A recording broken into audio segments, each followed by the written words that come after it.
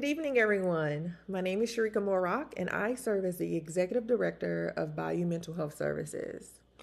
Thank you for joining me today. As members of our leadership team, each of you play a critical role in protecting not only the physical safety of our organization, but also the emotional well-being of the people who depend on us. Following the terrorist attack on Bourbon Street in New Orleans, our leadership team took a hard look at a difficult question. If something similar happened here tomorrow, would we be ready? The answer was that we could always be more prepared. As a result, we developed what we call our Cultural of Readiness and Resilience Plan. Unlike many emergency plans that focus solely on evacuation and security, our plan recognizes that terrorism leaves both visible and invisible wounds. As a mental health organization, we must be prepared to address both. Our organizational safety goals are simple but powerful. First, we will protect life. Second, we will maintain services during times of crisis. Third, we will strengthen trust through preparedness. Fourth, we will support emotional recovery for staff, clients, and the community. Finally, we will emerge from adversity stronger than before. The first component of our plan is planning. At Bayou Mental Health Services, we believe planning is an act of leadership. We do not want to wait for a crisis to determine our response. We have developed detailed procedures for evacuation, lockdowns, shelter-in-place situations, communication, and community operations.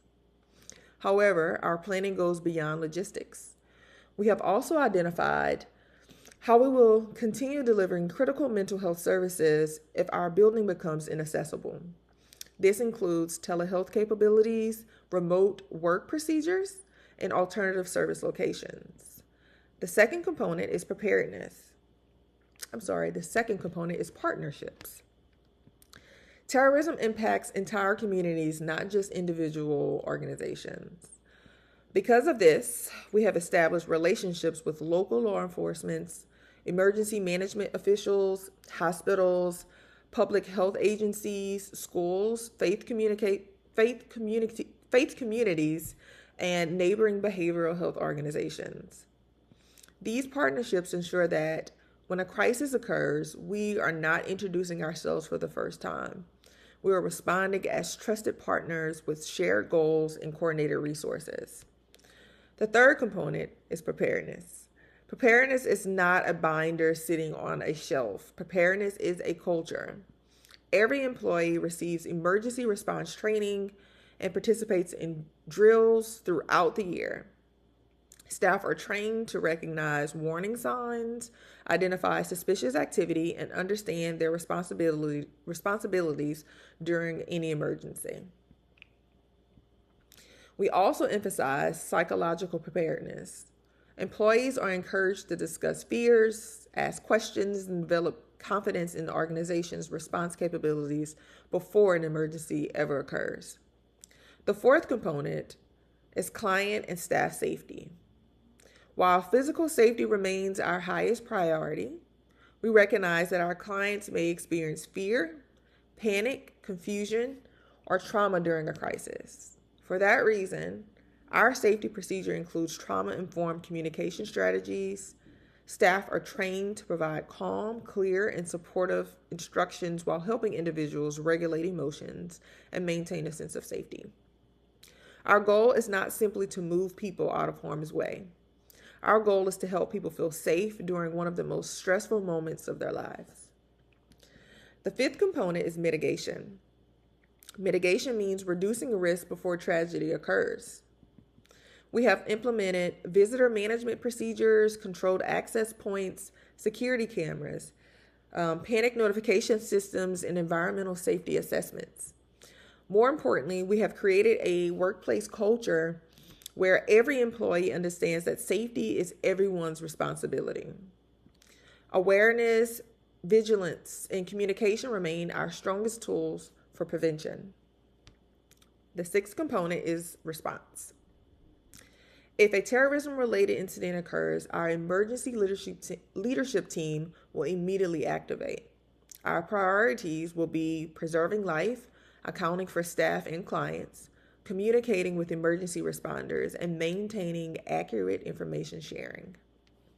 One lesson we learned from previous terrorism events is that misinformation spreads rapidly during crisis.